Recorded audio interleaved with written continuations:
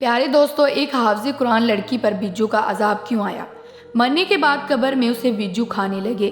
لہٰذا ہماری آپ سے گزارش ہے کہ ہماری مائیں بہنیں اس ویڈیو کو خاص طور پر ضرور دیکھیں، کیونکہ اگر وہ بھی اس طرح کا گناہ کرتی ہیں تو باز آ جائیں۔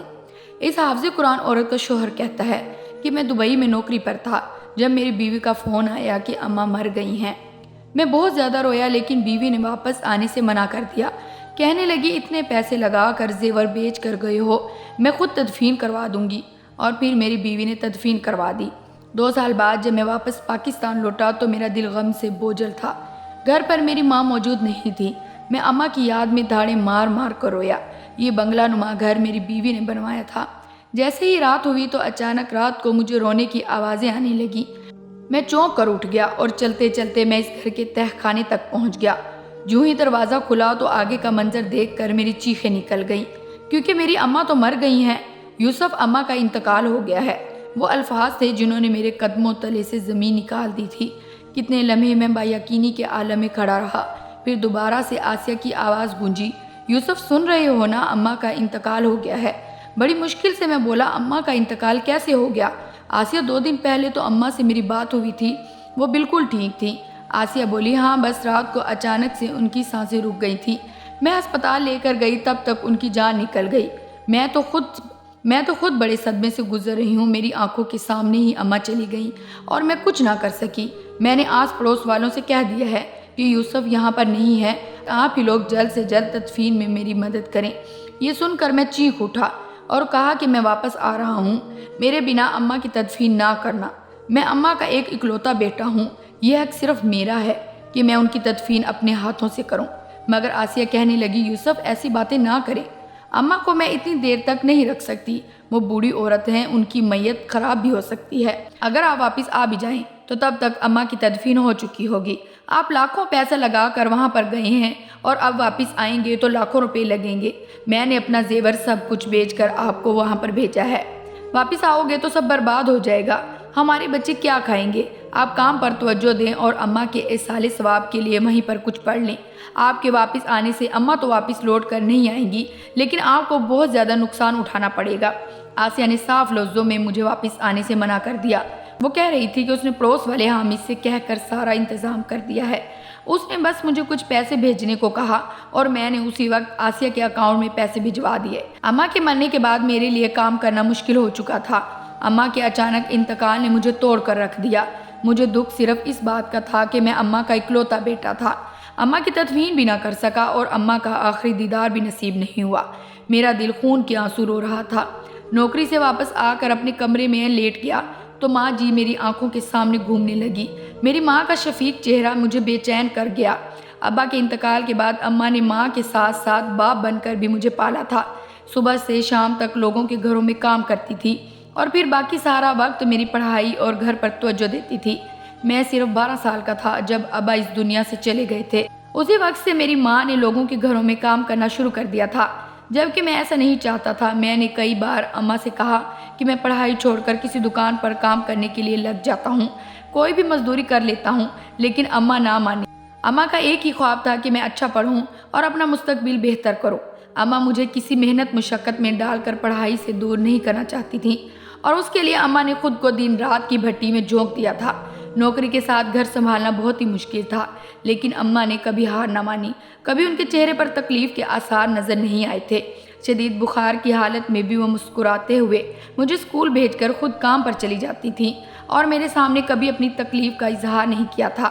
لیکن اپنی ماں کی شکل دیکھ کر مجھے پتہ چل جاتا تھا کہ میری ماں بیمار ہے۔ میری اماں نے ایسے ہی دن رات محنت مزدوری کر کے مجھے کالج میں پہنچا دی۔ کالج کے دنوں میں بھی میں نے نوکری کی بات کی کہ اماں اب تو آپ آرام کریں، آپ بیمار رہنے لگی ہیں، میں کوئی نوکری کر لیتا ہوں۔ تو اماں نے صاف انکار کر دیا، کہنے لگی بس تو پڑھائی کر اور میں کچھ نہیں چاہتی، میری یہی خواہش پوری کر دو۔ یہی میرا خواب ہے کہ میرا بیٹا پڑھا لکھا انسان ہو اور بڑے عہدے پر فائز ہو۔ میں نے اماں سے کہا کہ میں جوان ہوں، ساتھ نوکری بھی کر سکتا ہوں اور پڑھائی بھی، لیکن اماں کہنے لگی کہ میں چاہتی ہوں تجھے اچھی اسکالرشپ ملے، تو اچھے نمبروں سے پاس ہو۔ تیرے ابا کا بھی یہی خواب تھا کہ ہمارا بیٹا پڑھ لکھ کر قابل انسان بنے۔ تیرے ابا نے ساری زندگی اسی بات کا دکھ کیا کہ انہوں نے تعلیم حاصل کیوں نہیں کی تھی اور میں چاہتی ہوں کہ تجھے کبھی یہ دکھ نہ دیکھنا پڑے۔ میں نے اماں کی اس بات کو پلے سے باندھ لیا اور خوب محنت کرنے لگا۔ اچھے نمبروں سے کالج پاس کیا تو یونیورسٹی میں اسکالرشپ مل گئی۔ میں نے اپنی انجینئرنگ پوری کی اور ساتھ ساتھ نوکری بھی شروع کر دی۔ آہستہ آہستہ نوکری اچھی ہوتی گئی اور مجھے اچھی خاصی تنخواہ ملنے لگی۔ اسی طرح گھر کے حالات بدلنے لگے۔ میری ماں کبھی مجھے اپنے پاس بلا کر اپنی کوئی ضرورت بیان کرتی تو اس پر بھی آسیہ لڑنا جھگڑنا شروع کر دیتی۔ وہ ہمیشہ یہی کہتی تھی کہ آپ کی ماں مجھے سکون سے 2 گھڑی آپ کے پاس بیٹھنے بھی نہیں دیتی، جبکہ میری ماں مجھے بہت کم بلایا کرتی تھی۔ میں خود ہی اپنی ماں کے پاس جا کر بیٹھتا تھا کیونکہ وہ تنہا تھی، ان کا میرے سوا کوئی بھی اس دنیا میں نہیں تھا، تو اماں کو میرے ساتھ کی ضرورت تھی۔ ساری زندگی میری اماں نے میرے پیچھے قربان کی تھی۔ ایک دن آسیہ اور میرے درمیان جھگڑا اتنا برا ہوا کہ اماں کمرے میں آ گئی۔ کہنے لگی، کیا بات ہے بیٹی، کیوں بہو کے ساتھ جھگڑا کر رہے ہو؟ یہ سن کر آسیہ غصے میں کہنے لگی کہ یہ آپ کی سکھائی ہوئی ہی پٹیاں ہیں جو میرا شوہر ہر بات پر مجھ سے جھگڑتا ہے۔ آپ جو انہیں لے کر بیٹھ جاتی ہیں اور پھر ان کے کان بھرتی ہیں، اسی کے بدلے میں یہ سب کچھ ہوتا ہے۔ میں نے جب آسیہ کی منہ سے یہ بات سنی تو زوردار تماچا اس کے منہ پر دے مارا۔ وہ میری ماں سے جس لہجے میں بات کر رہی تھی میرے لیے برداشت کے باہر تھا۔ میری اس حرکت پر اماں نے مجھے ایک زوردار تھپڑ مار دیا۔ کہنے لگی، تمہاری ہمت کیسے ہوئی بیوی پر ہاتھ اٹھانے کی؟ میں نے تمہاری یہ تربیت تو نہیں کی تھی۔ اماں سے میں نے پہلی بار تھپڑ کھایا تھا، اس لیے اماں کی طرف دیکھنے لگا اور پھر گھر سے باہر نکل گیا۔ سارا دن سڑکوں پر گھومتا رہا۔ آنکھوں میں آنسو تھے اور دل غم سے بھرا ہوا تھا۔ میری بیوی نے میری ماں سے جو بدتمیزی کی تھی وہ لفظ میرے کانوں میں گونج رہے تھے۔ مجھے آسیہ پر اس قدر غصہ تھا کہ میرا گھر واپس جانے کو دل نہیں چاہ رہا تھا۔ آدھی رات کو واپس گھر لوٹا تو گھر میں داخل ہوتے ہی میری نظر اماں پر پڑی۔ اماں میرے انتظار میں جاگ رہی تھی۔ مجھے دیکھتے ہی اماں نے مجھے اپنے پاس بلا کر بٹھایا اور کہنے لگی، بہو ابھی نادان ہے، تمہیں سمجھداری سے کام لینا چاہیے، اس کا خیال کرو۔ اماں نے میرے سر پر ہاتھ پھیرا اور کہنے لگی، چلو جاؤ، آسیہ سے معافی مانگ لو، اس نے چاہے جو بھی غلطی کی ہو لیکن تمہیں ہاتھ نہیں اٹھانا چاہیے تھا۔ میں نے اماں سے کہا کہ وہ آپ کے ساتھ بدتمیزی کر رہی تھی۔ اماں کہنے لگی کہ کوئی بات نہیں، ابھی نئی ہمارے گھر آئی ہے، کچھ دنوں بعد وہ خود ہی سنبھل جائے گی۔ اماں کے کہنے پر میں نے کمرے میں جا کر آسیہ سے معافی مانگ لی تو اس نے بھی مجھے معاف کر دیا، اور پھر اس دن کے بعد اس نے مجھ سے کوئی جھگڑا نہیں کیا، بلکہ اس کا رویہ بالکل ٹھیک ہو گیا۔ میرا دل بھی سکون سے بھر گیا تھا۔ میں یہی تو چاہتا تھا کہ میری ماں اور بیوی ایک ہی گھر میں ایک ساتھ خوشی خوشی زندگی گزاریں۔ چنانچہ پھر اگلے مہینے مجھے پتہ چلا کہ آسیہ امید سے ہے، تو میری خوشی کی انتہا نہ رہی۔ لیکن اس خبر کے بعد آسیہ مجھ پر ایک نیا دباؤ ڈالنا شروع کر دیا۔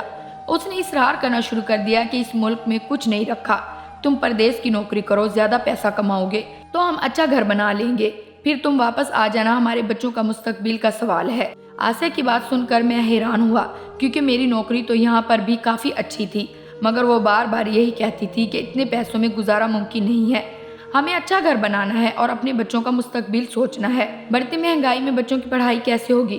ابھی تو ہم 2 لوگ ہیں، لیکن آگے ہماری فیملی بڑھے گی تو گھر کے خرچے بڑھ جائیں گے۔ میں پردیس کی زندگی نہیں گزارنا چاہتا۔ لیکن پھر ایک دن وہ روتے ہوئے کہنے لگی، آپ مجھے سکون کی زندگی دینا ہی نہیں چاہتے، ورنہ میرے کہنے پر پردیس چلے جاتے۔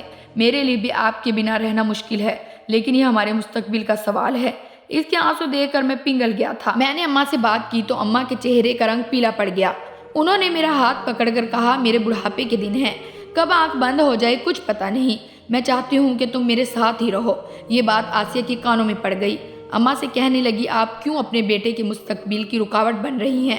آپ نے کیا اسی لیے ساری زندگی اپنے بیٹے کو پڑھایا لکھایا تھا تاکہ ترقی کرنے کے وقت آپ اپنی قربانیاں یاد دلائیں، اسے آپ اپنی گود میں بٹھا لیں؟ آسیہ کی اس بدتمیزی پر میں نے اسے غور سے دیکھا۔ اماں بولی، اگر تمہارا مستقبل پردیس میں ہے تو تم چلے جاؤ، اور پھر اماں نے مجھے دوبارہ نہ روکا۔ میری آسیہ سے اس بات پر بھی بحث ہوئی، لیکن وہ بالکل خاموش بیٹھی رہی، اس نے آگے سے کوئی جواب نہیں دیا، اور میں اپنا ویزا پاسپورٹ بنوا کر 2 مہینے بعد پردیس کے لیے روانہ ہو گیا۔ میری دبئی میں نوکری واقعی بہت اچھی تھی، تنخواہ بھی پاکستان سے ڈبل تھی، لیکن اماں اور آسیہ کی بنا رہنا مشکل تھا۔ میں تو ان بچوں میں سے تھا جو ماں کے ہاتھ کی سوکھی روٹی کھا کر بھی خوش ہو جاتے ہیں۔ میں جب گھر فون کرتا تو اماں سے ضرور اس بات کا ذکر کرتا کہ مجھے ان کے ہاتھ کے کھانے بہت یاد آتے ہیں۔ اماں بھی مجھے بہت یاد کرتی، جب بھی میں فون کرتا تو وہ رونے لگ جاتی۔ پھر دھیرے دھیرے ایسا ہونے لگا کہ میری اماں سے بات کم ہونے لگی۔ میں جب بھی فون کرتا تو آسیہ بتاتی کہ اماں آرام کر رہی ہیں، سوئی ہوئی ہیں۔ میں حیران ہوتا کہ اماں اتنا زیادہ سونے کیوں لگ گئی ہیں۔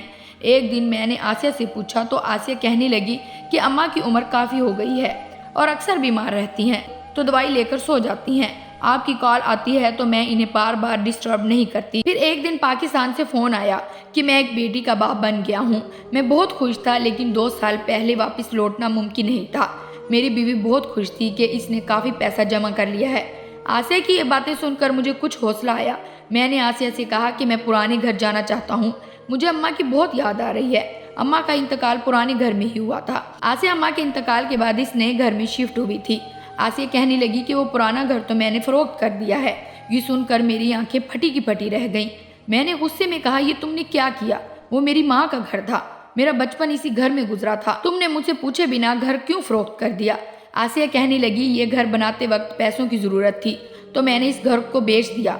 آپ کو اس لیے نہیں بتایا کیونکہ آپ پردیس میں پریشان ہوتے۔ مجھے آسیہ کی اس حرکت پر بہت زیادہ غصہ آیا، لیکن خیر اب جو کچھ ہونا تھا وہ ہو چکا تھا۔ آسیہ سے میں نے کہا کہ اماں کی مجھے قبر بتاؤ، اماں کی قبر پر میں جانا چاہتا ہوں۔ تو وہ کہنے لگی، چلے میں آپ کو لے کر چلتی ہوں۔ پھر وہ مجھے قبرستان میں لے گئی۔ وہاں ایک قبر پر اشارہ کر کے اس نے بتایا، یہ اماں کی قبر ہے۔ یہ سنتے ہی میں اس قبر کے قدموں کے پاس جا کر بیٹھ گیا اور اماں کے قدموں میں بیٹھ کر رونے لگا۔